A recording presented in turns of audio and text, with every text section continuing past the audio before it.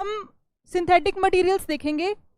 सबसे पहले synthetic material एक आता है सीमेंट। अब आज का जो लेक्चर है that is very important from prelims point of view. ये जो मटेरियल्स हैं इनकी कॉम्पोजिशन पे, इनके यूज़, एप्लीकेशन पे बहुत सवाल आते हैं।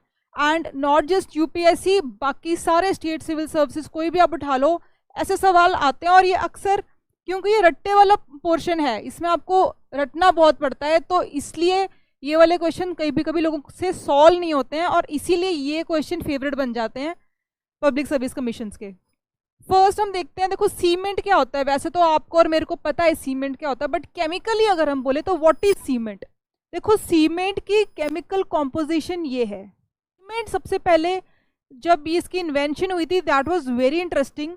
देखो सीमेंट की इन्वेंशन करी थी एक बंदे ने, जोसेफ एस्पडीन था ये बंदा, 1824 की बात है। अब ध्यान से देखो तो ये बंदा इंग्लिश मेसन था, मतलब ये इंग्लैंड में रहता था। बट इसने जो सीमेंट का नाम रखा, इसने नाम रखा पोर्टलैंड सीमेंट। अब पोर्टलैंड जो है, पोर्टलैंड एक जगह है यूएस में, ओरिगॉन करके उनका एक स्टेट है यूएस में, वहाँ पे एक सिटी है पोर्टलैंड। अब देखो साइंटिस्ट जो ये इन्वेंशन कर रहा है बंदा, he lives in England, but इसने नाम रखा पोर्टलैंड। क्यों?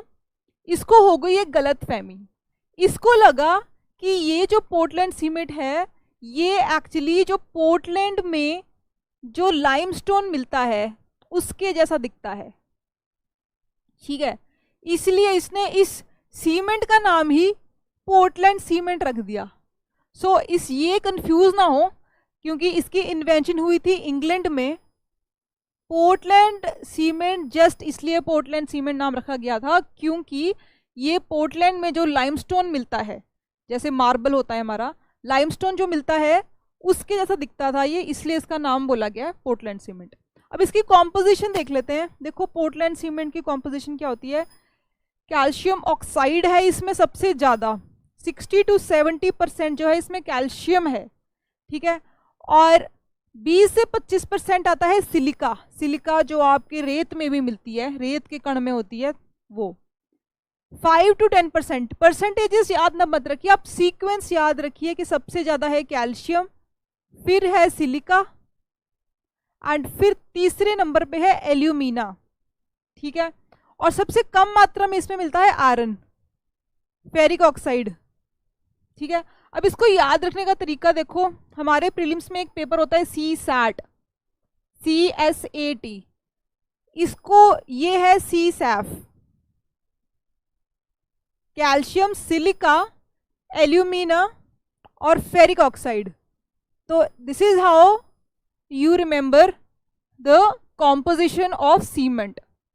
फिर हम देख लेते हैं कि कौन कौन से रॉ मटेरियल लगते हैं सीमेंट को बनाने में। देखो ये है सीमेंट, देखा है आपने कंस्ट्रक्शन साइट्स पे, देखा होगा आपने, ग्रे कलर का मटेरियल होता है।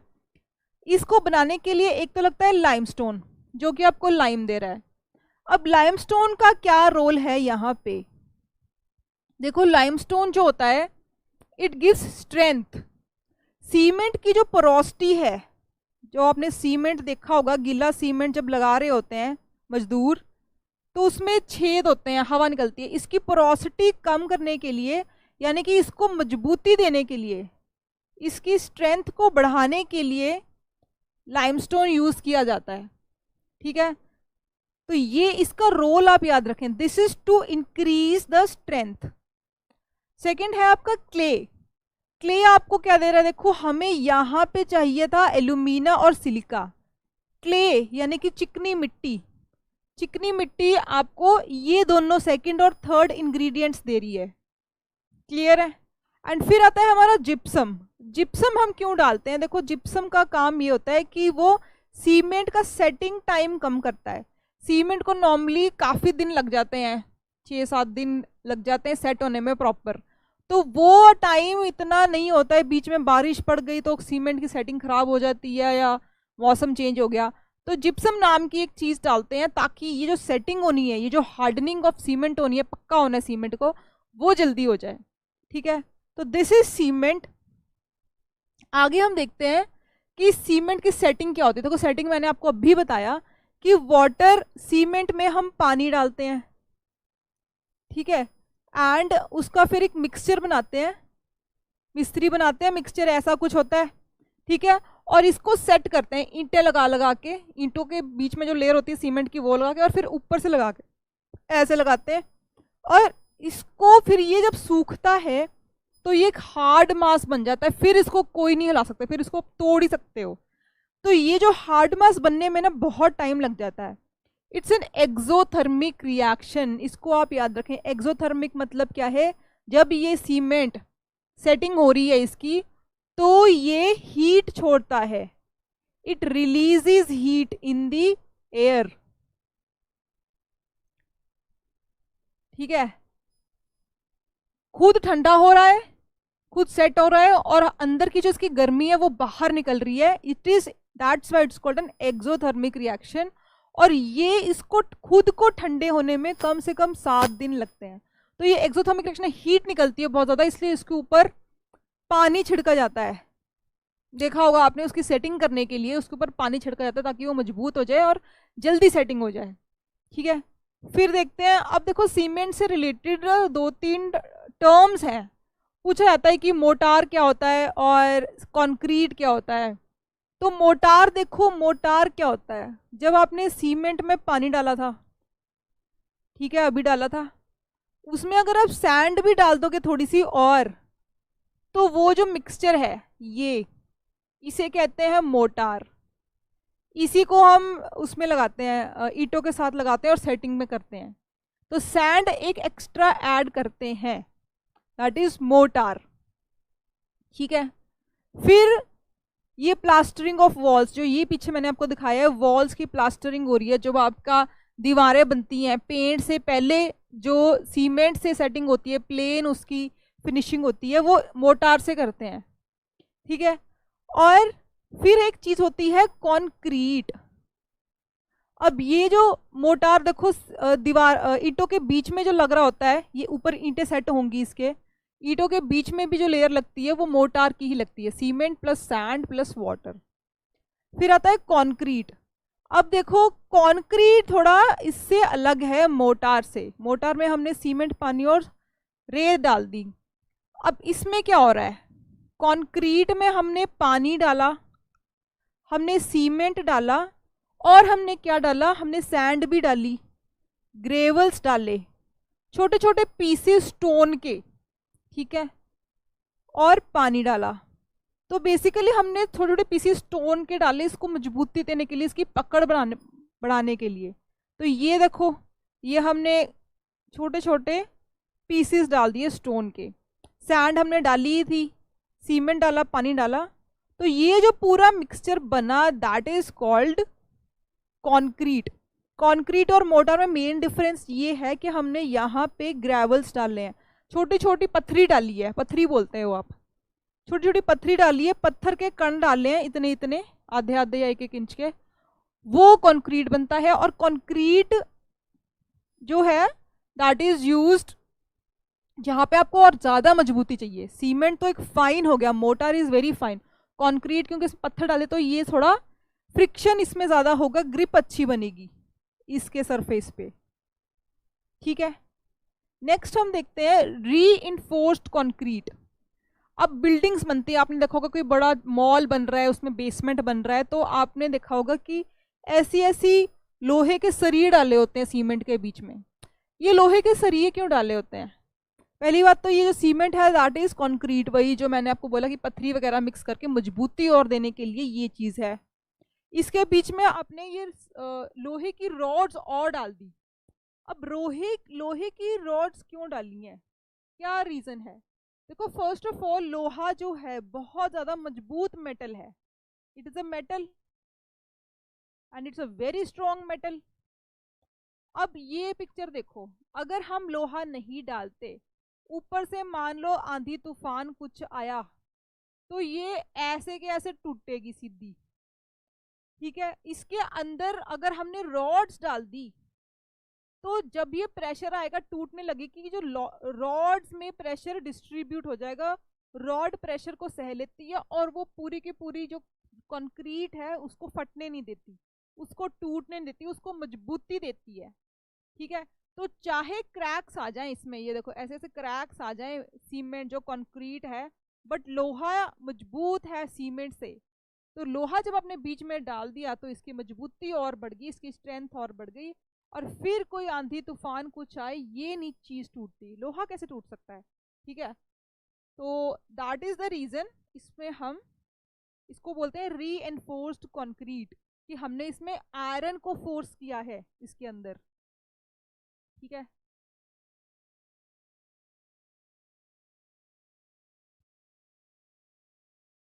एक सेकेंड।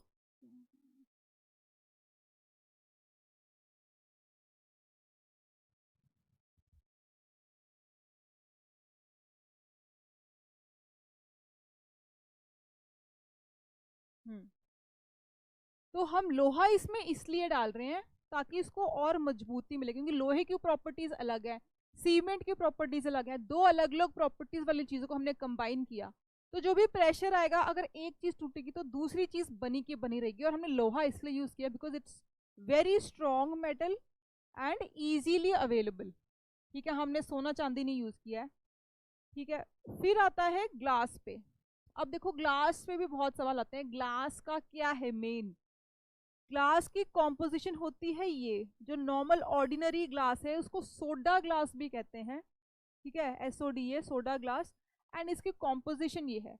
अब आपको एज सच कॉम्पोजिशन याद नहीं भी रहती है तो जस्ट रिमेंबर इसमें सोडियम है, इसमें कार्बोनेट है, एंड इसमें सिलिकॉन है। ठीक है, वैसे अगर आप याद रख लो तो बढ़िया, NaO.Na2O.CaO.6 SiO2। ठीक है, 6 मॉलिक्यूल्स हैं सिलिका के, ये याद रखो। अक्सर ये पूछ लेते हैं जनरली, अगर ये भी ना पूछे तो ये पूछ लेते हैं कि सिलिका SiO2 के कितने मॉलिक्यूल्स अटैच्ड हैं इसमें, तो that you have to remember it's 6।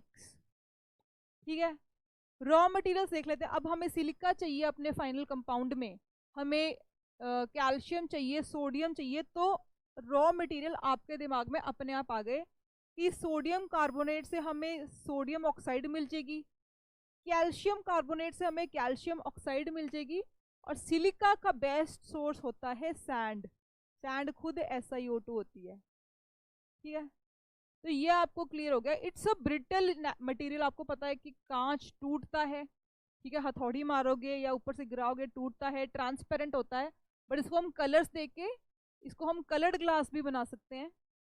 अब देखो, अब जब हमने ये रॉ मटेरियल्स लिए, जो भी प्रोसेस इन्वॉल्व हुआ, तो जो ग्लास बनता है नया, it's on a very high temperature, ऐसा लाल हो रखा होता है।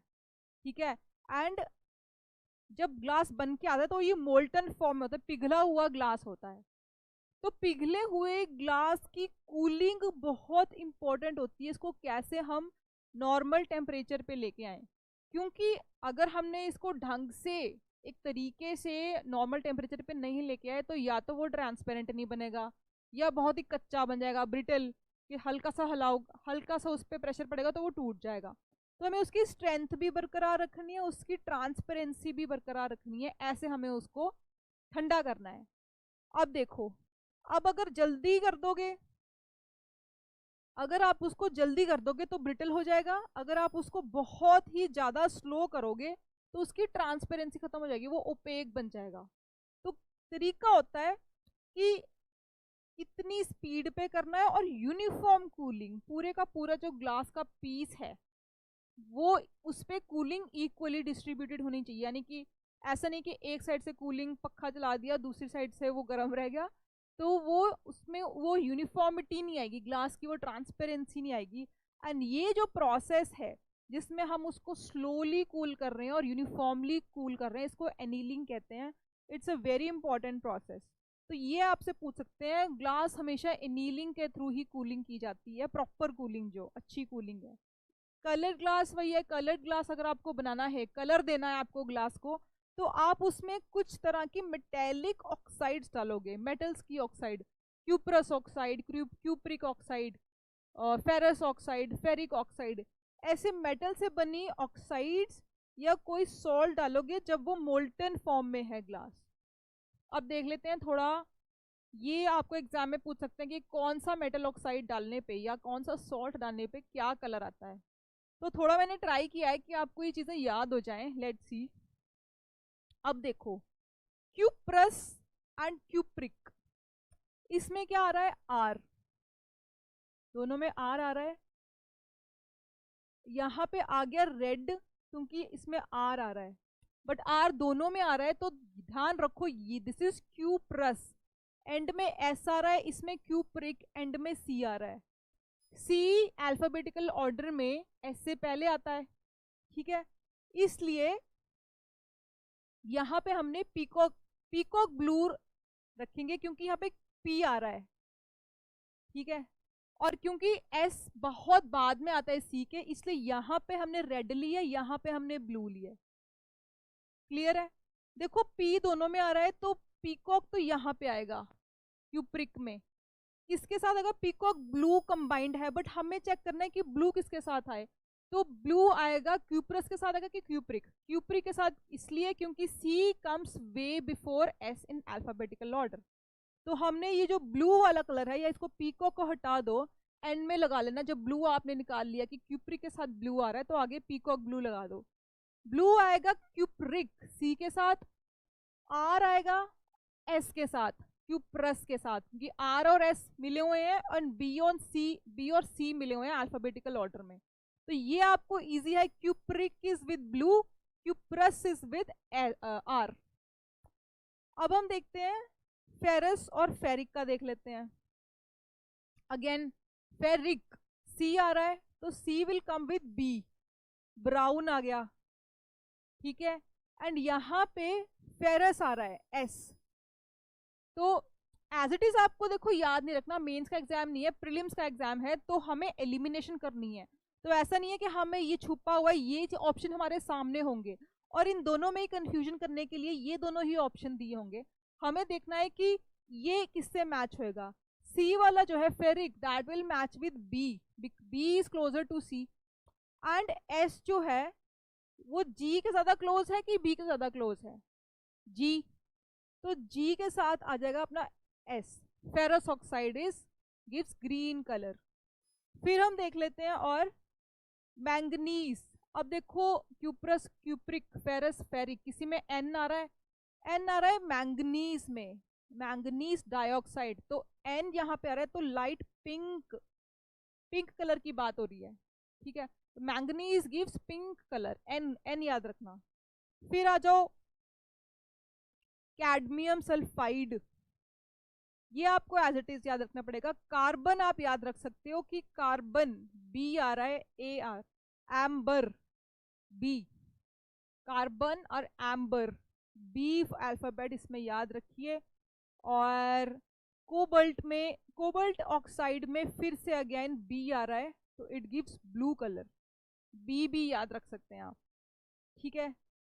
और क्या हो सकता है, बाकी आपको एज इट इज याद करने पड़ेंगे। गोल्ड क्लोराइड है रूबी, अब आपको हो सकता है कि गोल्ड क्लोराइड शायद गोल्ड कलर दे, बट इसका है रूबी। तो ये कुछ आपको रट्टे लगाने पड़ेंगे, कुछ का मैंने आपको तरीके बता दें।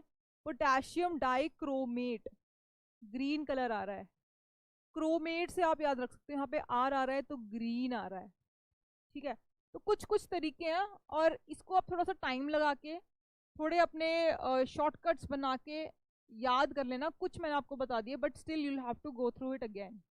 तो ऐसे कलर्स आते हैं, देखो ये है कलर्ड ग्लास, येलो कलर आ गया, ब्लू आ गया, ग्रीन आ गया। एंड इट जनरली आपने देखा होगा काफ़ी जो प्लेसेस होती हैं, टूरिस्ट प्लेसेस, वहाँ पे आपको ऐसे कलर्ड ग्लासेस मिलते हैं। चर्च वगैरह में भी आपको कई बार कलर्ड ग्लासेस देखने को मिलते हैं। फिर अब देख लो, अब हमने ये कर लिया है, सीमेंट कर लिया है, ग्लास कर लिया है। अब हम केमिकल्स की बात करते हैं, किस फील्ड में? एग्रीकल्चर फील्ड में केमिकल्स। अब एग्रीकल्चर के सबसे इंपॉर्टेंट जो केमिकल है वो है fertilizers. What is a fertilizer? खाद हम किसको कहते हैं? अब देखो फर्टिलाइजर का एक ही मकसद होता है। अब हमें डॉक्टर क्या कहता है कि बैलेंस्ड डाइट खाओ। क्या हम रोज बैलेंस डाइट खा रहे हैं? क्या हम किसी दिन छोले भटूरे नहीं खा रहे? क्या हम किसी दिन बाहर का चाउमीन नहीं खा रहे? और होता क्या है कि over a period of time अगर हम ऐसी अनबैलेंस्ड डाइट खाते रहें तो हमारे अंदर कुछ न्यूट्रिएंट्स की कमी हो जाती है और फिर हमें उसको पूरा करने के लिए सप्लीमेंट्स लेने पड़ते हैं। मल्टीविटामिन की गोलियां लेते हो या वैसे कोई सप्लीमेंट्स लेते हो, आयरन सप्लीमेंट्स लेते हो। ऐसे ही अगर आपको अच्छी ग्रोथ चाहिए तो ऐसा नहीं है कि हर जगह हर क्षेत्र की जो ज़मीन है उसमें सारे न्यूट्रिएंट्स पाए जाएं, बट जो हम प्लांट उगा रहे हैं, जो हम उसमें पैडी उगा रहे हैं, वीट उगा रहे हैं यानी कि कनक गेहूं उगा रहे हैं या चावल उगा रहे हैं, तो उसको तो वही न्यूट्रिएंट्स चाहिए चाहे जमीन कोई भी ले लो। बट जमीन हर जगह की उपजाऊ नहीं होती है, तो उस जमीन को उपजाऊ बनाने के लिए ताकि हमारी प्रोडक्टिविटी बढ़े हम उसमें डालते हैं न्यूट्रिएंट, जिस न्यूट्रिएंट की उस जमीन में कमी है। तो जमीन के हिसाब से फर्टिलाइजर डिसाइड होता है। जमीन में फास्फोरस की कमी है तो फास्फोरस डाला जाएगा। मेनली किसी भी पेड़ पौधे को, किसी भी फसल को 3 तरह के न्यूट्रिएंट चाहिए होते हैं। या तो उसको नाइट्रोजन चाहिए होता है, नाइट्रोजन, पोटेशियम और फास्फोरस तीनों उसको एक पर्टिकुलर रेशियो में चाहिए होते हैं। बट हो सकता है कि किसी सॉइल में या नाइट्रोजन नहीं है तो वो हमें बाहर से डालना पड़ेगा, किसी सॉइल में फास्फोरस नहीं है तो वो हमें बाहर से डालना पड़ेगा, एंड किसी सॉइल में पोटेशियम नहीं है तो वो हमें बाहर से डालना पड़ेगा। ऐसा होता है। तो बेसिकली फर्टिलाइजर 3 टाइप के हो सकते हैं, नाइट्रोजन फर्टिलाइजर, फास्फोरस और पोटेशियम। ठीक है, अब देख लो कि बढ़िया फर्टिलाइजर किसको बोलते हैं। मैं एक पत्थर ले आती हूँ जिसमें पोटेशियम होगा, क्या हम उसको एज फर्टिलाइजर यूज कर सकते हैं? तो देखो, एक बढ़िया फर्टिलाइजर की डेफिनेशन आप बताओ कि आपके हिसाब से क्या होती है। एक तो ये कि वो पानी में आराम से घुल जाए, क्योंकि हम पानी देते हैं, फसल को पानी देते हैं, इरिगेशन देते हैं, तो उसी में ही हम फर्टिलाइजर घोल के डालते हैं ताकि वो उसकी जड़ों तक, अंदर तक, सब जगह फैले।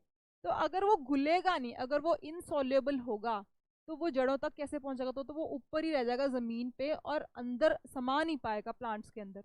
तो first important thing is it should be completely soluble in water.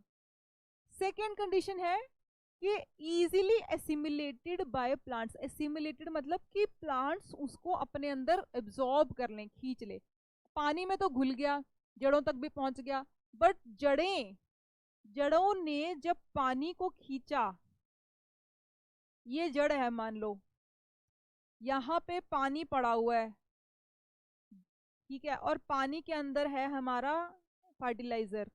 अब इस जड़ों के थ्रू जब वो अंदर पानी खींच रहा है, तो ऐसा भी तो सकती है वो यहाँ एक फिल्टर लगा दे कि मेरे को सिर्फ पानी खींचना है और मेरे को फर्टिलाइजर नहीं खींचना। ठीक है, तो वो फर्टिलाइजर ऐसा होना चाहिए कि वो प्लांट की जड़ें उसको अंदर खींच ले, उसको एक्सेप्ट कर लें। ठीक है, तो ये चीज आपको याद रखनी है कि पानी में सॉल्युबल हो और प्लांट्स उसको एसिमिलेट कर लें। फिर है कि स्टेबल हो ताकि वो पानी में ज्यादा टाइम तक बना रहे। ठीक है, अब ऐसा ना हो कि मेरे को हर एक एक घंटे में फर्टिलाइजर डालना पड़ रहा है, हर रोज डालना पड़ रहा है। बढ़िया फर्टिलाइजर क्या होगा कि मैंने एक बार डाला, बहुत सारा डाल दिया, तो 15 दिन उसके निकल जाएंगे, वो 15 दिन तक धीरे धीरे खींचता रहेगा उससे न्यूट्रिएंट्स। ठीक है, तो ये होना चाहिए कि भाई स्टेबल होना चाहिए ताकि वो बरकरार रहे सॉइल में लंबे टाइम के लिए। फिर देखो, it should not disturb the pH of the soil. PH मतलब कि ऐसा ना हो कि सॉइल को एसिडिक कर दे, सॉइल को अल्कलाइन कर दे। अगर पीएच ग्रेटर देन 7 होगा तो वो अल्कलाइन हो जाएगी। Both alkaline and acidic is bad for a soil. ठीक है, अगर वो पीएच लेस देन 7 होगा तो एसिडिक हो जाएगी, वो भी हमारी फसल के लिए हानिकारक है। तो पीएच जो नेचुरल सॉइल का पीएच है उसको डिस्टर्ब नहीं करना है उस फर्टिलाइजर ने। ठीक है, फर्टिलाइजर का यहाँ पे कोई काम नहीं है, उसका सिर्फ न्यूट्रिएंट सप्लाई करने का काम है। क्लियर? फिर देखते हैं, अब फर्टिलाइजर की हमने प्रॉपर्टीज बता दी कि ये होना चाहिए, तो क्या ऐसा कोई बढ़िया फर्टिलाइजर है जो ये सारे कैरेक्टरिस्टिक्स, जो सारी प्रॉपर्टीज मीट करता है? Yes, that is urea. Urea in सब चीजों में बहुत ही बढ़िया फर्टिलाइजर है। ये देखो, यूरिया का पैक का बोरी है और this is Neem coated urea. आजकल आपको पता ही है, आजकल सारे फर्टिलाइजर्स नीम कोटेड आ रहे हैं, because neem is also acts as a good insecticide, pesticide, fungicide, ठीक है। तो ये फर्टिलाइजर का काम भी कर रहा है और पेस्टिसाइड का काम भी करता है, इसलिए नीम आ रही है। एंड नाइट्रोजन देखो 46%। तो वापस आते हैं, यूरिया बेस्ट फर्टिलाइजर इसलिए है, पहली बात तो इसमें काफी अच्छी क्वांटिटी नाइट्रोजन की पड़ी है 46.6%। दूसरा ये है कि ये कोई हानिकारक केमिकल अपने पीछे नहीं छोड़ता है। एब्जॉर्ब जब होता है ये प्लांट में, तो सिर्फ ये कार्बन डाइऑक्साइड गैस छोड़ देता है, जो वैसे भी प्लांट्स छोड़ते हैं अपने वातावरण में, सॉरी लेते हैं, ठीक है। तो प्लांट्स तो वैसे भी कार्बन डाइऑक्साइड लेकर ऑक्सीजन छोड़ते हैं, तो कुछ भी हार्मफुल चीज ये नहीं छोड़ रहा है एनवायरनमेंट में, रेजिड्यू। फिर है अमोनिया इजीली। अब अमोनिया इज बेसिकली यूरिया, क्या यूरिया अमोनिया छोड़ता है, ammonia is being accepted by plants. What is ammonia, ठीक है। तो अमोनिया जो है नाइट्रोजन बेस्ड कंपाउंड है, एंड नाइट्रोजन का ही ये सोर्स है, 46.6% नाइट्रोजन है। तो नाइट्रोजन जो है अमोनिया की फॉर्म में प्लांट्स में एब्जॉर्ब होता है यूरिया के केस में, ठीक है। और छोड़ता क्या है ये, carbon dioxide, and it does not alter the pH of the soil. Ammonia भी, नाइट्रोजन भी दे दिया अमोनिया की फॉर्म में, कार्बन डाइऑक्साइड भी छोड़ी जो वैसे भी प्लांट्स को चाहिए होती है, और नाइट्रोजन काफी अच्छी क्वांटिटी में छोड़ी है, दी है इसको, एंड पीएच भी नहीं बदला। तो it's is a very good fertilizer. फिर आप देखो कि नॉर्मली जो हम कोई भी फर्टिलाइजर देते हैं वो एन, पी और के मिक्सचर में देते हैं, डिपेंडिंग ऑन कितनी कमी है, उस प्लांट को कितनी कमी महसूस हो रही है, उस हिसाब से हम एन पी के का प्रोपोर्शन बदलते रहते हैं। अगर पोटेशियम ज़्यादा कम है तो पोटेशियम का हम मिक्सचर में क्वांटिटी बढ़ा देंगे, ठीक है। अब फर्टिलाइजर का यही था। पेस्टिसाइड्स देख लेते हैं। देखो ये पेस्टिसाइड्स का क्या काम होता है कि हम कोई भी फसल उगा रहे हैं, अब वो 2-3 महीने तक, जितने टाइम तक वो बिछी हुई है ज़मीन में, तो उस पर कीड़े ना आ जाएं, उसको फसल कोई और जीव जंतु खराब ना कर दें, क्रॉप को किसी भी तरह के हानिकारक इंसेक्ट्स ऑर्गेनिज्म से बचाने के लिए, ठीक है, एडवर्स ऑर्गेनिज्म, अनडिजायरेबल, जो हमें नहीं चाहिए, जो हमारी फसल को कोई भी चीज नुकसान पहुंचाएंगी, उस नुकसान से बचाने के लिए हम क्या यूज कर रहे हैं, पेस्टिसाइड्स, ताकि इसकी ग्रोथ और जो प्लांट की स्ट्रेंथ है उसको नेगेटिवली कोई भी ऑर्गेनिज्म अफेक्ट ना करे। कैसे ऑर्गेनिज्म हो सकते हैं जो हमारी क्रॉप को, हमारी फसल को अफेक्ट कर सकते हैं नेगेटिवली?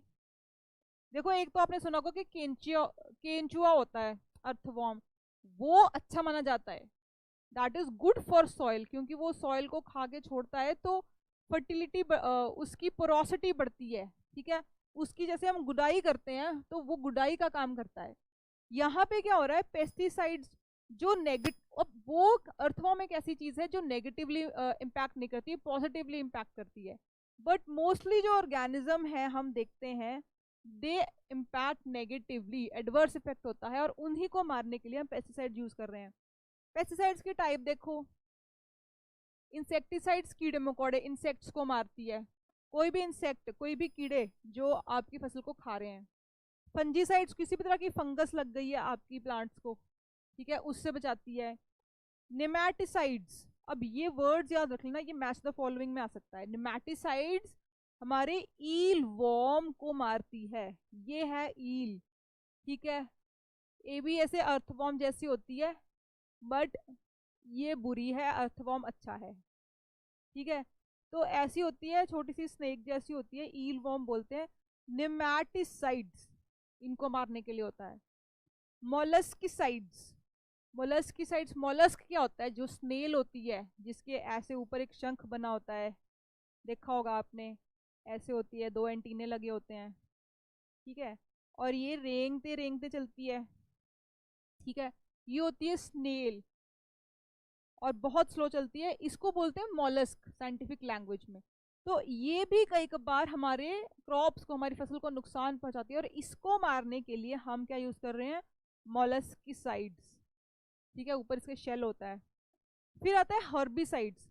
अब खरपतवार जो हम बोलते हैं, वीड्स, अनवांटेड प्लांट्स, आपने कोई प्लांट उगाया, साथ में कुछ और ऐसे प्लांट्स उगाए जो हमें चाहिए ही नहीं, जो हमारी खेती का पार्ट ही नहीं है, ऐसी अपने मर्जी से उगाए, एंड वो हमारा जो मेन फसल है, गेहूं या चावल की फसल है, धान की फसल है, उसको, उसका पानी खींच रहे हैं, उसके न्यूट्रिएंट्स खींच रहे हैं और खुद उग रहे हैं। तो हमारे जो प्लांट्स को पानी और न्यूट्रिएंट जा रहा है, वो प्लांट्स को कम जाएगा, और उससे डाइवर्ट होके हमारी खरपतवार जो वीड है, जो अनवांटेड प्लांट्स आप आसपास उगाए हैं, उसको जा रहा है न्यूट्रिएंट। तो इसको मारने के लिए जो चीज यूज होती है, that is called herbicides, herbs, herbs को मारने के लिए। फिर आता है पेडिक्यूलिसाइड्स।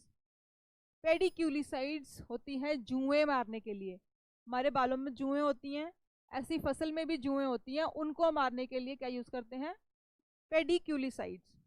फिर आ जाओ रोडेंट। अब आप में से जिन लोगों ने हैरी पॉटर देखी है, तो उसमें देखा होगा कि उसमें एक कैरेक्टर होता है पीटर पेटिग्रू। ठीक है, जो अपना रूप धारण कर लेता है, कभी वो ऐसा चूहा सा बन जाता है, कभी वो इंसान बन जाता है, उसके दांत भी ऐसे आगे से होते हैं। तो ऐसा ही कुछ ये होता है रोडेंट, ये गिलहरी और चूहे के बीच का कुछ होता है, and it's very big win size, और ये तुम्हारी ना फसलें खा जाता है, स्पेशली बेलें जो होती हैं, जो आपके पंपकिन हो गया, तरबूज खरबूज हो गया, बेलें जो होती हैं, वो इसको बड़े पसंद आते हैं, तो ये खा के चलाता है। और ये रोडेंट जो होता है वेरी क्लेवर, बहुत चालाक होता है। इसको मारने के लिए जो रोडेंटिसाइड है, वो बड़ी जबरदस्त तरीके से बनानी पड़ती है। ये क्या करता है कि कुछ भी खाता है, मान लो आपने स्प्रे किया रोडेंटिसाइड का किसी प्लांट पे, इसने खाया, तो ये पहली बात तो पूरा नहीं खाता है, थोड़ा सा खा के ये वेट करता है, चला जाता है, वेट करता है कि मेरा इस पे क्या असर हो रहा है। अगर उसको लगता है कि कुछ मेरे पे हो रहा है असर, तो वो छोड़ देता है। तो रोडेंटिसाइड कैसी होनी चाहिए, पहली बात तो उसका कोई टेस्ट नहीं होना चाहिए, कोई स्मेल नहीं होनी चाहिए, और उसका जो इफेक्ट है, मरने का इफेक्ट, लीथल इफेक्ट, वो स्लो होना चाहिए, ताकि इसको पता ना चले, ताकि ये दोबारा आए वो फसल दोबारा खाने के लिए, एंड देन धीरे धीरे वो मर जाएगा।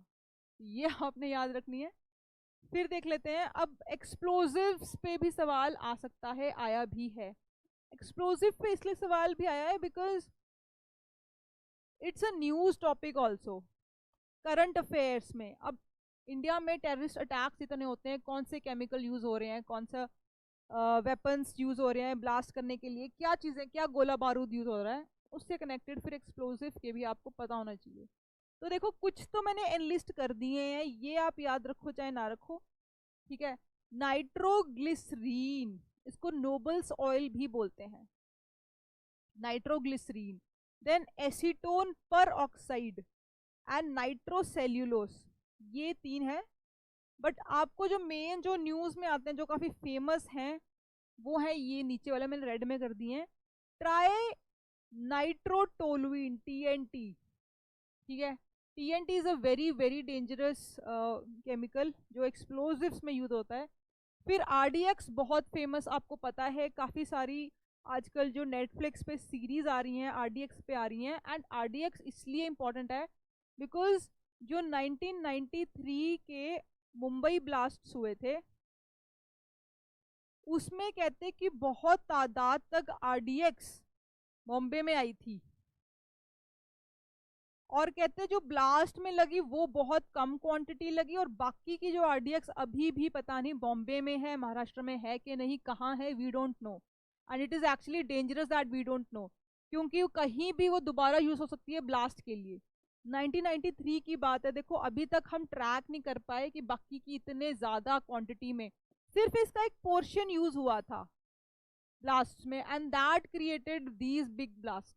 बाकी की जो यूज नहीं हुई, सोचो अगर वो कहीं ना कहीं फैला के इन्होंने दबा के रखी हुई है, वो यूज हो जाए तो काफी ज्यादा सिटीज में नुकसान हो सकता है।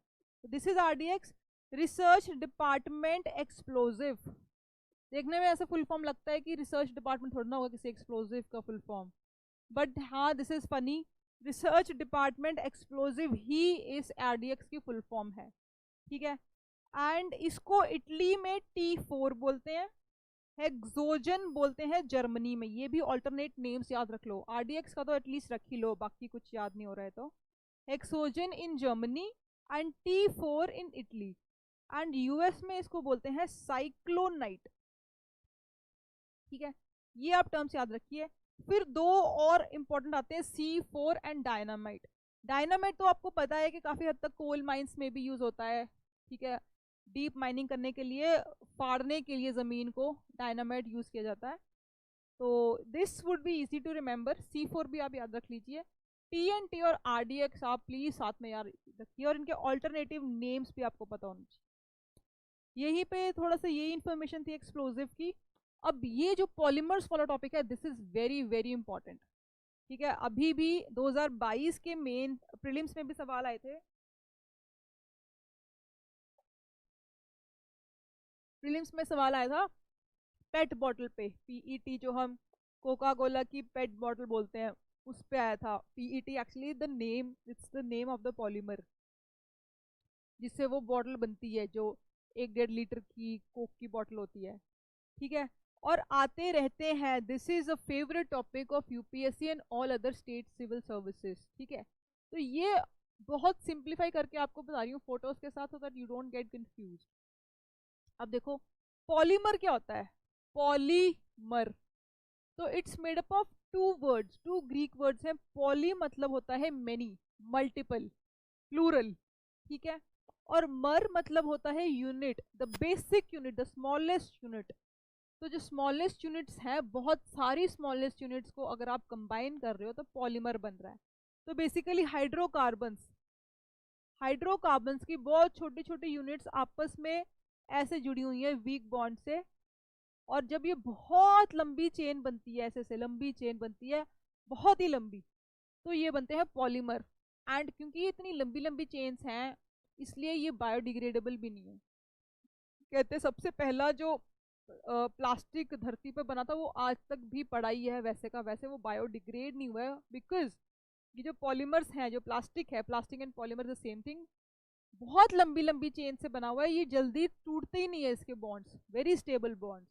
ये प्रॉब्लम भी है, पहले ही जब ये इन्वेंशन हुई थी तब कहा जाता है कि बहुत अच्छी बात है, बट अब वही जो बून था कि ये स्टेबल रहता है, वो अब बेन बन गया है, बिकॉज प्लास्टिक का जो पोल्यूशन है, प्लास्टिक का जो गार्बेज पूरी धरती पे इकट्ठा हो चुका है, वो समझ नहीं आ रहा है कि उसको कहाँ डंप करें। ठीक है, फिर है कौन कौन सी इंडस्ट्री की, कोई भी प्लास्टिक इंडस्ट्री है, कोई भी इंडस्ट्री जहाँ पे प्लास्टिक यूज होता है, चाहे वो मिसाइल इंडस्ट्री ही क्यों ना हो। आपकी जो आजकल अनब्रेकेबल ग्लासेस आते हैं, वो भी एक पॉलीमर से बने हैं, वो भी प्लास्टिक से बने हैं, they are not made of glass. Glass से बने होते हैं तो वो ब्रेकेबल होते हैं, वो अनब्रेकेबल नहीं होते। तो खूब प्लास्टिक तो हमारे कपड़ों में भी यूज हो रहा है। एक्रिलिक के आजकल स्वेटर आते हैं, एक्रिलिक फाइबर के, नायलॉन के आते हैं, तो दैट इज ऑल्सो प्लास्टिक। मतलब we are using plastic in our clothing as well, plastic is everywhere. Plastic के टाइप्स देख लेते हैं। एक तो देखो, प्लास्टिक वो हो गया जो नेचर में बन रहा था, जो नेचर में बनता है ना, दैट इज बायोडिग्रेडेबल, वो इतना खतरनाक नहीं होता। क्या क्या है? स्टार्च है, जो आलू में पाया जा रहा है। ठीक है, सेल्यूलोस है, प्लांट्स की जो सेल वॉल होती है, ठीक है, वो हमने बताया था सेल्यूलोस की बनती है। Rubber, natural rubber, rubber rubber की जो प्लांटेशंस हैं वो। फिर वूल हो गया, सिल्क हो गया, सिल्क वॉर्म से सिल्क बन रहा है, भेड़ों से हम वूल ले रहे हैं, these are all natural polymers. And ये इतने हानिकारक नहीं है, एक तो इसलिए भी नहीं है बिकॉज ये इतनी ज़्यादा तादाद में नहीं है, प्लस ये हो जाते हैं बायोडिग्रेडेबल कुछ टाइम तक। So this is a cellulose. Cotton के, जो आप जब चुगते हो कॉटन, कपाह, खेत से, तो it looks like this, and this is actually the cellulose part of that plant, जो कि बायोडिग्रेड इतनी जल्दी नहीं होता है, वो बना रहता है, ताकत उसकी बनी रहती है, इसलिए उसको हम कपड़े बनाने में, फाइबर में लेके आ रहे हैं यूज में। फिर क्या है? Synthetic polymers. अब जो मैन मेड पॉलीमर्स है उसकी देख लेते हैं, उसकी बहुत लंबी लिस्ट है। उसको हमने कैटेगराइज किया है दो पार्ट में। इंसान ने जो प्लास्टिक बनाया सबसे पहले, और उसमें दो तरह के उसने प्लास्टिक कैटेगरीज बनाई। एक तो है थर्मोप्लास्टिक, एक है थर्मोसेटिंग। अब इन दोनों में आपको डिफरेंस बहुत क्लियरली पता होना चाहिए। वन लाइन डिफरेंस मैं आपको बताऊंगी। थर्मोसेटिंग मतलब वो प्लास्टिक, जब आप थर्मोसेटिंग बोलो ना आपके दिमाग में थर्मोकोल आना चाहिए, या ये वाली प्लेट्स जिसमें हम खाना खाते हैं गुरुद्वारे में मिलती हैं, या डिस्पोजेबल प्लेट्स जो पार्टीज वगैरह के लिए हम ले लेते हैं, दीज आर थर्मोसेटिंग। अब आप मेरे को बताओ, अगर इसको मैं जला दूं, माचिस की तीली से जला दूं, तो ये जल जाएगी, काली नहीं हो जाएगी, ये खत्म हो जाएगी, ये तो राख बन जाएगी। दिस विल बिकम ऐश। ऐसा तो नहीं है कि जैसे मोमबत्ती पिघला दी तो वो मोमबत्ती तो रही और किसी शेप में चली गई। तो जो जलाने पे बिल्कुल राख बन जाए, ऐश बन जाए, उसकी पूरी आइडेंटिटी ही खत्म हो जाए, दैट इज थर्मोसेटिंग। थर्मोकोल भी थर्मोसेटिंग का ही एग्जाम्पल है। तो ये आप याद रखना, थर्मोसेटिंग की ये प्रॉपर्टी है कि एक ही बार बनता है ये, इसको दोबारा नहीं बना सकते। अब एक बार बन के तैयार होगा, फिर इसको जलाओगे, हीट दोगे, तो ये खत्म हो जाएगा, राख बन जाएगा। On the other hand thermoplastic, plastic वो होते हैं थर्मोप्लास्टिक जो जलाओगे शेप बदल लेगा। ठीक है, आपने देखो कभी कभी बॉटल को आग लग जाती है, अगर आपने गैस के पास रखा हो, शेप बदल जाती है। बट क्या वो जल के राख होता है? क्या वो काला पड़ जाता है? नहीं, वो बस अपनी शेप बदल जाता है। वो रीयूजेबल है। प्लास्टिक को जलाओगे, किसी और शेप में ले आओ, कोई और चीज के लिए यूज कर लो। तो दैट इज थर्मोप्लास्टिक। थर्मोप्लास्टिक और थर्मोसेटिंग में यही डिफरेंस है। सेटिंग से याद रखना कि एक बार सेट हो गया तो खत्म, फिर नहीं ये दोबारा रीयूज हो सकता। प्लास्टिक आपको पता ही है, प्लास्टिक जैसे टूथब्रश का प्लास्टिक है, या ये रिमोट का प्लास्टिक है, तो ये रीयूज होते हैं। हीट करने पर अलग इसकी और कोई शेप बना लो और ये दोबारा दोबारा यूज हो सकते हैं, ये नहीं खत्म होते। ठीक है, अब देखो रेयन, रेयन की बात कर लेते हैं। देखो रेयन को बोलते हैं artificial silk, and this is also polymer.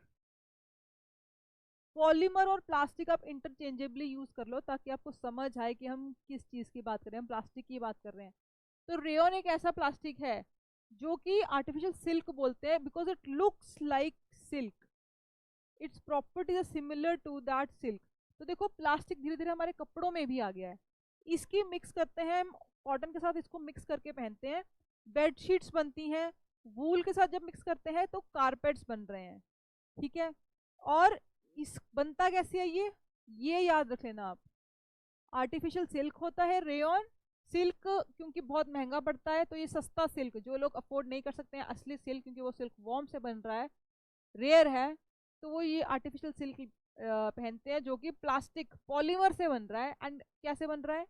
Wood pulp जो होता है, सेल्यूलोस, नेचुरल सेल्यूलोस जो था, नेचुरल प्लास्टिक, उसको कुछ केमिकल ट्रीटमेंट के थ्रू हम रेयन तक पहुंचते हैं, रेयन बनता है। ये देखो, फॉरेस्ट लिया, फॉरेस्ट से हमने वुड पल्प, छोटे छोटे पीसीज जो होते हैं वो निकाले, उनकी प्रोसेसिंग करी, तो फिर जाके ये रेयन बना। So this is as shiny as silk.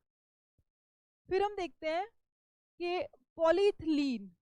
अब पॉलीथिलीन क्या है? देखो ये आप बिल्कुल याद रख लेना, जो मैं ये जो टर्म्स बता रही हूँ और इनकी एप्लीकेशंस बता रही हूँ, डायरेक्ट यूपीएससी पूछती है। पॉलीथिलीन किस काम के लिए है? टेफ्लॉन किस काम के लिए है? थर्मोकॉल किस काम के लिए? देखो polyethylene, polyethylene is used in insulation of electricity carrying wires. आपकी जो वायर्स है, कॉपर वायर्स होते हैं, जो बिजली की तारें जा रही हैं, उसके ऊपर जो प्लास्टिक की कोटिंग होती है काले रंग की, ठीक है, या वाइट कलर की तारें होती हैं, कोई भी तार है, ठीक है, बिजली की तार है, उसके ऊपर एक प्लास्टिक की कोटिंग होती है। वो कोटिंग किस प्लास्टिक की बन रही है? That is polyethylene. ये आपने याद रखना है। ठीक है, एंड स्क्वीज बॉटल्स जो होती हैं, जो पिचका के हम इसको लिक्विड निकालते हैं, दैट। फिर पाइप्स हो गई, बकेट्स हो गई, टॉयज हो गए। नॉर्मल जो मैक्सिमम यूज जो हम प्लास्टिक का देखते हैं, पॉलीथिलीन का देखते हैं। टेफ्लॉन, टेफ्लॉन आपको जरूर याद होगा, जब शुरू शुरू में नॉन स्टिक बर्तन चले थे तो ऐड आती थी कि हाँ जी टेफ्लॉन कोटिंग है इसके ऊपर, इसके ऊपर टेफ्लॉन की काली एक परत है, जो हाँ जिसके कारण इसके ऊपर अंदर खाना नहीं चिपकता है। ठीक है, बट होता क्या है, over a period of time अगर आपने 5-6 महीने, 8 महीने, 10 महीने ये यूज़ कर लिया और उसकी वो टेफ्लॉन कोटिंग उतरने लग गई, तब कहते हैं कि तब इसको बिल्कुल भी नहीं यूज़ करना चाहिए। अगर हल्की सी भी टेफ्लॉन कोटिंग उतर गई है, it you should not use it, because उसमें फिर जो केमिकल रिएक्शंस होते हैं आपके खाने की इसके साथ, दैट इज कार्सिनोजेनिक, कैंसर हो सकता है। ठीक है, बहुत खतरनाक केमिकल रिएक्शन होते हैं। तो जब तक टेफ्लॉन कोटिंग है, तब तक बढ़िया कोटिंग है, तब तक यूज करें। एंड अब तो ये रेकमेंड किया जा रहा है कि टेफ्लॉन वाले बर्तन ना ही यूज किए जाएं, क्योंकि आपको कब पता कब ये परत उतरे और रिएक्शन हो जाए and you will be eating cancerous food. ठीक है, तो ये याद रखें, नॉन स्टिक कोटिंग जो होती है यूटेंसिल्स पे, that is Teflon. Then thermocol. Thermocol आपको पता ही है, थर्मोकॉल के बर्तन बन रहे हैं, ये आपको दिखा रखा है, दिस इज ऑल थर्मोकॉल। आप स्कूल में प्रोजेक्ट बनाते थे थर्मोकॉल के ऊपर, कोई भी मॉडल बनाते थे, तो दैट इज देयर। फिर आ जाओ पॉलीप्रोपाइलीन। पॉलीथीन ये भी है, देखो जो हम पॉलीथीन बोलते हैं, पॉलीथीन दे दो भैया, that is polythene only. Polypropylene. अब पॉलीप्रोपाइलीन क्या है? कारपेट देखो, आपने ऐसे कारपेट देखे होंगे जो हल्के से ना ऐसे छूने पे प्लास्टिक जैसी फील आती है। ठीक है, वो जो होते हैं उसमें ये मिक्स है, पॉलीप्रोपाइलीन मिक्स है। एक तो होते हैं खद्दर के टाइप्स, फील आती है हाथ लगाते ही, कॉटन के खद्दर के, जो हल्की सी प्लास्टिक जैसी फील आती है, आर्टिफिशियल सी फील आती है, दैट इज पॉलीप्रोपाइलीन, और ये कारपेट्स में यूज होता है, ये याद रखो आप। फिर है एक्रिलॉन। एक्रिलॉन या फिर इसको हम एक्रिलिक भी बोल देते हैं, आजकल एक्रिलिक फाइबर के कपड़े आते हैं विंटर्स के। ठीक है, एक्रिलिक के आपके स्वेटर्स आते हैं, किसी भी ब्रांड के आप देखोगे, आप उसके पीछे नोट पढ़ना किस चीज का बना हुआ है, तो वो नेचुरल वूल के नहीं बने होते। मोस्टली जो मार्केट में आजकल स्वेटर्स आ रहे हैं readymade, they are made of acrylic fibre which is a plastic, which is a polymer. ठीक है, तो ये वूल की जगह हम इसको कमर्शियल कपड़ों में लेके आ रहे हैं, वूल नहीं हम यूज कर रहे। But wool, let me tell you, wool is healthy, acrylic is not. ये बहुत जल्दी आग पकड़ सकता है। ठीक है, फिर आता है carbon fibres, they are stronger. अब इसमें थोड़ा आप ध्यान से पढ़ना, इसके बड़े फायदे हैं, बड़ी जबरदस्त चीज है। कार्बन फाइबर्स क्या है? Stronger than steel, stiffer than titanium and lighter than aluminium. Aluminium से हल्का, स्टील से ताकतवर, और टाइटेनियम से ज्यादा स्टिफ। ठीक है, गठा हुआ। तो इसके इतने ज्यादा एप्लीकेशंस हैं, एप्लीकेशंस हम देख लेते हैं। हर सेक्टर में इसकी एप्लीकेशन है, क्योंकि मजबूती इतनी है। स्पोर्ट्स के इक्विपमेंट्स जो आपके बन रहे हैं, ट्रांसपोर्टेशन में ट्रेन्स के इक्विपमेंट्स जो आपके बन रहे हैं, ट्रेन में जो भी पुर्जे यूज हो रहे हैं, फिर केमिकल फील्ड में, बायोमेडिकल, जो भी आपके सर्जरी करने में जो भी चीजें यूज होती हैं, चाहे वो स्पैचुला या कट करने के लिए जो भी चीजें हैं, टूल्स जो यूज हो रहे हैं, they are made up of carbon fibre, खराब भी नहीं होते हैं। ठीक है, पहले हम मेटल यूज करते थे, स्टील, अब ये कह रहे हैं कि स्टील से भी ज्यादा मजबूत है, एल्यूमिनियम से भी ज्यादा हल्का है, then that steel has been replaced by carbon fibre. ठीक है, फिर क्या है? High technology sector. अब देखो, ये मिसाइल है, मिसाइल के आपको पता है नोज में गोला बारूद भरा होता है। ठीक है, ये नोज की जो ऊपर की कवरिंग है, जहां पे सबसे ज्यादा टेम्परेचर आता है, जो सबसे ज्यादा फ्रिक्शन आ रहा है जब एक मिसाइल जा रही है हवा में, सबसे ज्यादा प्रेशर यहाँ आता है, and this has to be very very strong, this part. तो this is made up of carbon fibre. इतनी जबरदस्त चीज है। अग्नि मिसाइल के आगे जो हेड शील्ड्स लगी हैं, ठीक है, जहां पे इतना हाई टेम्परेचर जाता है और इतना ज्यादा फ्रिक्शन होता है, that is made up of carbon fibre. बहुत जबरदस्त एप्लीकेशन है, ये आप याद रख लो, ये प्रोबेबल है कि इसके बारे में पूछ ले। फिर हम देखते हैं बेकेलाइट। बेकेलाइट क्या होता है? देखो, बेकेलाइट अगर आपको सवाल आ गया ना, सबसे पहले आप याद रखना कि it is an insulator. Electrical के स्विच है, मल्टीप्लग जो आपका होता है, या आपका स्विच बोर्ड जो है, उसका जो मटेरियल है वो प्लास्टिक का क्या नाम है? That is bakelite. एंड वो बेकेलाइट ही क्यों यूज कर रहे हैं? Because it is a bad conductor of electricity. यहाँ से इलेक्ट्रिसिटी नहीं पास होती है, कितनी भी हाई वोल्टेज जा रही हो। तो this is very good thing. In fact जो फायर फाइटर्स होते हैं उनके जो कोट्स होते हैं that is also made up of bakelite का प्लास्टिक यूज होता है, ताकि उनको फायर अंदर इलेक्ट्रिसिटी पास ना हो, ठीक है। It's bad conductor of electricity. इसके साथ साथ जो आपके यूटेंसिल्स हैं उनका जो हैंडल है, ठीक है, अच्छे जो आपके यूटेंसिल्स होते हैं, चाय बनाने वाले सॉस पैन वगैरह हो गए, उसके जो हैंडल है या फ्राई पैन है that is made up of Bakelite and combs, कंघियां आपकी, मेलामाइन। अब आपने देखा होगा कि माइक्रोवेव का कॉन्सेप्ट आ चुका है, तो माइक्रोवेव में हम हर चीज नहीं रख सकते, माइक्रोवेव में आप स्टील के बर्तन नहीं रख सकते। तो मेलामाइन एक ऐसा मटेरियल है जो जल्दी ब्रेक नहीं होता है, ठीक है। इसलिए मेलामाइन के जो आपकी क्रॉकरी होती है, जो आपके बर्तन होते हैं, that can be used in आपके माइक्रोवेव में। तो ये आप याद रखो, ये देखो ऐसी आपकी क्रॉकरी है, इसका प्लास्टिक अनब्रेकेबल है and it can bear high temperature also. तो you can use these melamine के जो आर्टिकल्स हैं वो आप माइक्रोवेव में यूज कर सकते हैं। फिर आता है ग्लिप्टिल। अब ये देखो ग्लिप्टिल क्या होता है, अगर आपको फायर प्रूफ पेंट बनाना है, ठीक है, ऐसी बिल्डिंग्स है जहां आपको चाहिए कि आग ना लगे, तो इंसुलेटिंग पेंट या फिर ऐसे पेंट जहां पे गर्मी ना लगे, देन यू यूज ग्लिप्टिल, ठीक है। फिर आता है यूरिया फॉर्मेल्डिहाइड पॉलीमर। ये भी बर्तन बनाने के काम आता है, आपने ऐसे यूटेंसिल्स देखे होंगे, ठीक है। अब मेलामाइन इज डिफरेंट, मेलामाइन तो क्रॉकरी है, that is way fine, finer than this. ये है थोड़े सस्ते वाले जो होते हैं यूटेंसिल्स, दिस पॉलीमर, ठीक है। अब ये माइक्रोवेवेबल नहीं होते हैं। फिर आता है नायलॉन। नायलॉन तो सबने सुना होगा, that was the first synthetic fibre, 1931 में बना था। ऐसी जो ये आप डोरियां यूज करते हो प्लास्टिक वालियां, ठीक है, इसके आपके मंजियां भी बुन के आती हैं आजकल, ठीक है, या वैसे आप डोरियां आपको चाहिए होती हैं बाद कपड़े टांगने के लिए, तो दैट इज नायलॉन। ये भी फाइबर जो है ना, जो भी चीज, जो भी प्लास्टिक आप कपड़े बनाने में यूज कर रहे हो, that is harmful. First of all उसमें कभी कभी आपको सफोकेशन हो जाती है विंटर्स में, क्योंकि गर्मी लगती है उसमें। कॉटन कूल करता है आपको। सेकंड होता है कि उसमें आग लग जाती है, फायर। ये जो प्लास्टिक है, नायलॉन जो फाइबर्स में यूज होता है, वो आग पकड़ता है, कॉटन इतनी जल्दी आग नहीं पकड़ता। इसलिए कहते हैं त्योहारों वाले दिन, दिवाली वाले दिन कॉटन के कपड़े पहने। सिंथेटिक कपड़े अगर आप पहनोगे दिवाली वाले दिन, हल्का सा दिए का ऊपर से आपका कपड़ा ऊपर से निकला, तो वो बहुत जल्दी आग पकड़ता है। सिंथेटिक कपड़े, सिंथेटिक मतलब यही नायलॉन हो गया, एक्रिलिक हो गया, ये चीज नहीं पहननी चाहिए आपको अगर आप आग के पास हैं। फिर आता है डेक्रॉन और टेरिलीन।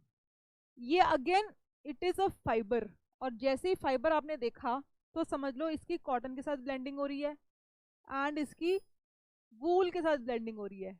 वूल के साथ हो रही है तो पॉली वूल बोल रहे हैं, कॉटन के साथ हो रही है तो पॉली कॉट बोल रहे हैं, ठीक है। फाइबर है, ये आप याद रखिए कि Dacron and Terylene are fibres. फिर आता है पॉलीयूरिथेन्स। पॉलीयूरिथेन्स जो होते हैं ये हीट, अब जैसे ये रूम है, दिस इज अ स्टूडियो, इसको साउंड प्रूफ करना है। आपने देखा होगा जो भी साउंड प्रूफ स्टूडियोज होते हैं, आसपास पूरी दीवारों पे फोम लगी होती है, ब्लैक कलर की फोम लगी होती है, अलग अलग कलर्स की आती है। तो ये जो फोम यूज कर रहे हैं हम, जो एक कमरे को साउंड प्रूफ बनाती है या हीट प्रूफ बनाती है, that is made up of polyurethane, that foam is made up of polyurethane. Generally जो सिंगर्स अपनी रिकॉर्डिंग करते हैं स्टूडियो में, ये चीज लगी होती है उनकी दीवारों पे, तो यहाँ पे एको भी कम होती है, आपके पास गूंजती भी नहीं है और बाहर भी नहीं जाती है। ये जो फोम है, ये जिस प्लास्टिक की बनी है, दैट इज पॉलीयूरिथेन, ठीक है। फिर आ जाओ इपॉक्सी रेजिन्स। एमसील आपने सुना होगा, कभी कभी कोई भी टैप, कोई भी पाइप लीक होती है, लोहे की पाइप हो या प्लास्टिक की पाइप हो, वो लीक होती है, तो हम उसको बुलाते हैं, तो वो एम सील, इलेक्ट्रीशियन को बुलाते हैं, तो एम सील रगड़ के, दो क्ले होते हैं उनको मिक्स करके वो वहां लगाता है और वो सेट हो जाती है। तो दिस एम सील जो है, एम सील के अंदर जो अधेसिव है, यानी जो भी गोंद गम यूज कर रहे हैं, जो उसको होल्ड कर रही है, उस पाइप के छेद को, उसको सील कर रही है, फिक्स कर रही है, that is made up of epoxy resins, ठीक है। ये भी एक तरह का प्लास्टिक है जो जोड़ों में यूज होता है। किसी भी तरह का जोड़ा आपने बनाना है, वो किस मटेरियल से बना है, फाइबर ग्लास एराल्डाइट, ठीक है। गोंद टाइप चीजें जो होती हैं वो बनाने में एपॉक्सी रेजिन, रेजिन का मतलब यही होता है जो आपके जोड़ने में काम आए, एडहेसिव का काम करे। फिर आता है पॉलीकार्बोनेट्स। अब पॉलीकार्बोनेट्स भी आप याद रखिए, जैसे आपके दिमाग में पॉलीकार्बोनेट्स आता है आपके दिमाग में आना चाहिए बुलेट प्रूफ ग्लास। इसकी क्या है, हाई इम्पैक्ट स्ट्रेंथ है और हाई ऑप्टिकल ट्रांसपेरेंसी है। तो ये एक ऐसा, इससे आप पॉली ग्लास, ऐसा एक ग्लास बना सकते हो पॉलीमर का बना हुआ ग्लास। जैसे आपके स्पेक्स के ग्लास होते हैं, that is not actually glass, those are polymers. So ये भी इस पॉली कार्बोनेट को यूज करके हम एक ऐसा ग्लास बना सकते हैं, ऐसी विंडशील्ड बना सकते हैं जो कि बुलेट प्रूफ हो। जो महंगी गाड़ियां होती हैं या बहुत वीवीआईपीस की जो गाड़ियां होती हैं उनके जो शीशे होते हैं वो सारे ग्लास के नहीं बने होते, they are made up of polycarbonates, because ये जो है बुलेट प्रूफ ग्लास बनाता है। यहाँ पे आपकी ब्लेंडिंग होती है तो बुलेट आएगी इसी में फंस जाएगी, और ये क्रैक भी पूरा तरह डिस्ट्रीब्यूट नहीं होता, ये वहीं, क्योंकि इसकी इम्पैक्ट स्ट्रेंथ बहुत ज़्यादा है, इससे पूरा कांच फटता भी नहीं है, गोली लगी वहीं पे फिट हो जाती है, और उसका जो प्रेशर है वो पूरे कांच डिस्ट्रीब्यूट नहीं होता है, वहीं पे प्रेशर इतने से एरिया में खत्म। ऐसे ही देखो 3 गोलियां लगी, तीनों का कुछ कुछ इंचेस तक, कुछ कुछ एरियाज तक उसका इम्पैक्ट फैला, बट वो पूरा उसने कांच खराब नहीं किया। सो पॉलीकार्बोनेट्स मतलब बुलेट प्रूफ ग्लास बनाने के काम आ रहा है। यहाँ पे बस एक दो लास्ट टॉपिक रह गए हैं। देखो सोप्स एंड डिटर्जेंट्स पे सवाल आता है, अब हमें केमिकली नहीं जाना है कि सोप्स किस चीज़ के केमिकल से बनी होती है, डिटर्जेंट्स क्या होते हैं, बट हमें डिफरेंस पता होना चाहिए सोप्स और डिटर्जेंट्स में। ये है सोप आपकी जिससे आप नहाते हो, ये है डिटर्जेंट जो आप कपड़े धोने के लिए यूज करते हो, टाइड हो गया, एरियल हो गया, सर्फ एक्सेल हो गया, ठीक है। तो अब इन दोनों की ना प्रॉपर्टीज कुछ अलग होती हैं, that's why they have different purpose. क्या प्रॉपर्टीज अलग अलग होती हैं? फर्स्ट ऑफ ऑल, ये जो है सॉफ्ट वाटर, एक तो होता है खारा पानी, ठीक है, हार्ड वाटर हो गया वो, एक होता है सॉफ्ट वाटर। तो जो सोप है they can be use in soft water also, but ये जो है ये सॉफ्ट वाटर और हार्ड वाटर, जैसे दिल्ली का पानी कहते हैं कि बहुत हार्ड वाटर है, ठीक है। तो जो डिटर्जेंट्स हैं ये हार्ड वाटर में भी यूज होते हैं, सॉफ्ट में भी, बट सोप जो है सोप हार्ड वाटर में काम नहीं करती है। तो this is a better quality of detergents. Detergents soaps के बाद में आए और इन्होंने जो क्लींजिंग एजेंट का काम था ये सोप से छीन लिया, because they were better cleansing agent. और वही प्रॉपर्टीज हम यहाँ पे डिस्कस कर रहे हैं, क्यों ये बेटर क्लेंजिंग एजेंट है।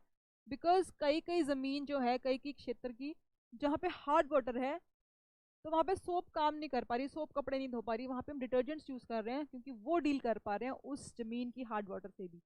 फोम बना देते हैं हार्ड वाटर में, सोप जो है सोप की हार्ड खारे पानी में झाग नहीं बनती, डिटर्जेंट्स की बन रही है।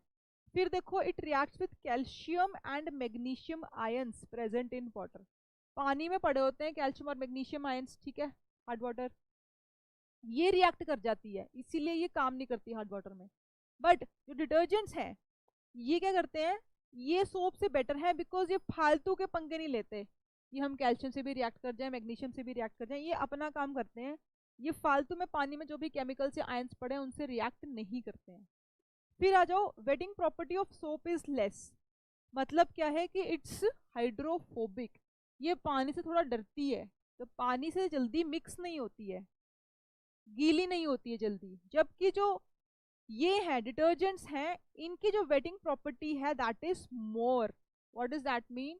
कि ये हाइड्रोफिलिक है, फिल मतलब होता है लव, तो पानी से डरते नहीं है, हाइड्रोफिल पानी से ये प्यार करते हैं, हाइड्रोफाइल। तो इसका मतलब क्या है, जब पानी में आप डिटर्जेंट मिक्स करते हो तो वो बहुत इजीली जल्दी मिक्स होते हैं और सारी जगह फैल जाते हैं, सोप इतने ज्यादा मिक्स नहीं हो पाते। फिर आता है सोप्स और बायोडिग्रेडेबल। अब देखो ये this is the only point जो डिटर्जेंट्स के अगेंस्ट जाएगा। डिटर्जेंट हमने तरक्की के साथ एक बढ़िया चीज हमने बना दी जो कि हार्ड वाटर में भी काम कर रही है, हाइड्रोफाइल भी है, सब कुछ है, बट हमने एक ऐसी चीज भी बना दी जो नॉन बायोडिग्रेडेबल है, जो कुदरत में अपने आप बायोडिग्रेड डिकम्पोज नहीं होती है, घुलती नहीं है, ऐसी की ऐसी पड़ी रहती है कितने कितने सालों तक। तो this is a big hazard. ऐसे तो फिर हमारा एक वेस्ट जनरेट हो रहा है, हमारे गार्बेज जनरेट हो रहे हैं, हमारे लैंडफिल्स और बड़े होते जाएंगे। हमें समझ नहीं आएगा कि इतने सारे कचरे का जो डेली बेसिस पे जनरेट हो रहा है उसको हम कहाँ डिकम्पोज करें। तो ये है, देखो सोप हो जाती है डिकम्पोज, डिटर्जेंट्स नहीं डिकम्पोज होते हैं। This is an environmental pollution problem है ये। तो ये है डिफरेंस। लास्ट एक टॉपिक है फायर एक्सटिंग्विशर्स का। ये बड़ा फेवरेट टॉपिक होता है, काफ़ी बार इसमें अक्सर आ जाते हैं सवाल और लोगों को पता नहीं होता है कॉन्सेप्ट्स क्या है फायर एक्सटिंग्विशर के पीछे। तो वो देख लेते हैं। देखो फायर, कहीं आग जब लगती है तो आग लगने के लिए उसको तीन चीज़ों की ज़रूरत होती है। एक तो फ्यूल जो जलेगा, एक ऑक्सीजन जो जलाएगी, ऑक्सीजन की प्रेजेंस चाहिए जो ऑक्सीडेशन करती है। फायर जो है that is oxidation process. Oxygen की प्रेजेंस में ही ये फ्यूल जलता है। इसको सांस चाहिए, इसको सांस लेनी होती है जलने के लिए। और टेम्परेचर चाहिए कि भाई एक पर्टिकुलर टेम्परेचर पे ही मैं आग की तरह जलूंगा, अदरवाइज मैं पड़ा हूँ ऐसे ही। टैंकी में पड़ा हूँ मैं, व्हीकल की टैंकी में, टेम्परेचर नहीं मिला मुझे, जैसे ही मुझे टेम्परेचर मिलेगा, जैसे ही मैं वो चाबी घुमाऊंगी टेम्परेचर पहुंचेगा तभी मैं जलूंगा। और सांस लेने के लिए मुझे ऑक्सीजन चाहिए। तो अगर आपको आग बुझानी है, अगर आपको फायर खत्म करनी है, तो आप इन तीनों में से कोई भी एक चीज अगर आप हटा दोगे, या तो फ्यूल हटा दो, या हवा हटा दो, या टेम्परेचर कम कर दो, तो ये आग बुझ जाएगी। अब मोस्टली केसेस में होता है, क्या होता है, जब हम फायर को बुझाने की कोशिश करते हैं तो फ्यूल तो फैला पड़ा होता है, फ्यूल को नहीं हम हटा सकते। ठीक है, किचन में आग लगी है, सारी तरफ एलपीजी की गैस फैल गई, तो एलपीजी को हम कंट्रोल नहीं कर सकते। या फिर पेट्रोल केरोसिन फैल गया है, वहां पे आग लग गई है। स्टेशन में मान लो ये गैस स्टेशन में, पेट्रोल के स्टेशन में आग लग गई है, तो पेट्रोल तो हम नहीं, फ्यूल को तो हम नहीं पीछे कर सकते क्योंकि वो खुद से चल रहा है और वो फैला हुआ है। हमारा फायर एक्सटिंग्विशर जो टीम होती है, फायरमैन होते हैं, उनका काम होता है कि हम उसमें से ना ऑक्सीजन हटा देते हैं। This is easy to do. या फिर हम उस पर पानी या किसी तरह उसका टेम्परेचर कम कर लाते हैं ताकि फ्यूल वहीं का वहीं पड़ा रहे बट वो जले ना। ठीक है, ये पर्पस होता है। तो इस बेसिस पे हमने बहुत सारी कैटेगरीज बनाई हैं। ये देखो, सबसे पहला है फायर एक्सटिंग्विशर हो जो पानी, पानी is also fire extinguisher. Types देख रहे हैं हम यहाँ पे, फायर एक्सटिंग्विशर किस किस टाइप के होते हैं। देखो, अगर बिजली के उपकरण नहीं है, अगर बिजली की तारों में आग नहीं लगी है, तो हम पानी का यूज कर सकते हैं। क्योंकि पानी अगर बिजली पे डालोगे तो पानी is a good conductor of electricity. उसमें से बिजली आप तक पहुंचेगी, आपको बिजली लग जाएगी, आपको झटका लगेगा। तो कभी भी बिजली के तारों में पानी नहीं यूज करोगे। और किसी चीज में यहाँ पे करंट लगने का खतरा नहीं है, जैसे कि अगर पेपर है या जंगल में आग लगी है। अभी रिसेंटली ऑस्ट्रेलिया में बहुत जबरदस्त आग लगी थी, तो कोआला नाम के जो प्राणी थे वो बड़े तादाद में मरे थे। तो वहां पे फॉरेस्ट फायर होगी, वहां पे आप पानी यूज कर सकते हो। और ये हो गया फर्स्ट टाइप। तो पानी आप बिजली वाले उपकरणों में नहीं यूज करोगे, वहां पे यूज करोगे जहां पे जल बिजली का कोई काम नहीं हो रहा है। फिर आ जाओ सोडा एसिड फायर एक्सटिंग्विशर। अब ये सोडा एसिड क्या है, देखो, ये बुझाने के काम आता है जब फ्यूल ऑयल जो बर्न हो रहा है, या ऑयल क्यों हम क्यों ले रहे हैं, because it burns at very high temperature. ठीक है, तो उस हाई टेम्परेचर पे जब हम बर्न कर रहे हैं तो हमारा काम क्या होगा कि ये जो है सॉइल सोडा एसिड ये रिलीज करता है कार्बन डाइऑक्साइड। कार्बन डाइऑक्साइड क्या करता है, अब ऑयल बर्निंग हमने इसलिए लिया ताकि हम टेम्परेचर बहुत ज्यादा अचीव हो चुके हैं, उसको नीचे खींचने में टाइम लगेगा, क्यों ना हम इसकी ऑक्सीजन ही हटा दें। ऑक्सीजन कैसे हटाओगे, कार्बन डाइऑक्साइड उस पर स्प्रे मारोगे। Carbon dioxide is heavier than oxygen, तो वो ऑक्सीजन के नीचे घुस के फ्यूल के ऊपर बैठ जाएगी यहाँ पे। ठीक है, it will make a layer between oxygen and fuel. Fuel है, फ्यूल के ऊपर ऑक्सीजन है, इसके नीचे चली जाएगी, नीचे दब जाएगी, यहाँ पे आ जाएगी। एंड जब फिर फ्यूल को जो जल रहा है उसको ऑक्सीजन नहीं मिलेगी तो वो बुझ जाएगा। ठीक है, कॉन्सेप्ट ये है कि carbon dioxide is heavier than oxygen, बस ये कॉन्सेप्ट है, and it makes a layer, बुझा देता है। फिर नेक्स्ट देख लेते हैं फोम एक्सटिंग्विशर। उसका भी यही कॉन्सेप्ट है कि कोई भी ऑयल जल रहा है तो टेम्परेचर बहुत हाई है, तो उसको तो रिड्यूस करना मुश्किल है, क्यों ना हम फोम एक्सटिंग्विशर डाल दें। जो फोम है इसमें, it is lighter than oil but heavier than oxygen, तो again it will make a layer between oxygen and oil, and oxygen की सप्लाई जो है कट कर देगा ये। और फोम हमने, अब देखो ऑयल के टैंकर हैं, टैंकर्स में आग लग गई तो सीधा फोम एक्सटिंग्विशर लगे होते हैं साइड पे, स्प्रे करो, ऑयल के ऊपर सेटल करेंगे, ऑयल से हल्के हैं और ऑक्सीजन से भारी होते हैं, तो सप्लाई कट होगी ऑक्सीजन की और आग बुझ जाएगी। फिर आके आते हैं इलेक्ट्रिकल फायर एक्सटिंग्विशर। देखो this is a very special category, यहाँ पानी नहीं यूज करोगे आप, क्योंकि बिजली की बात कर रहे हैं, तो ना यहाँ पानी यूज होगा ना फोम, क्योंकि दोनों चीजें इलेक्ट्रिसिटी कंडक्ट करते हैं, दोनों चीजों के थ्रू इलेक्ट्रिसिटी पास होती है, बिजली पास होती है, तो वो हमें करंट मार सकती है। यहाँ पे आप यूज करोगे कार्बन टेट्रा क्लोराइड या फिर रेत, सैंड।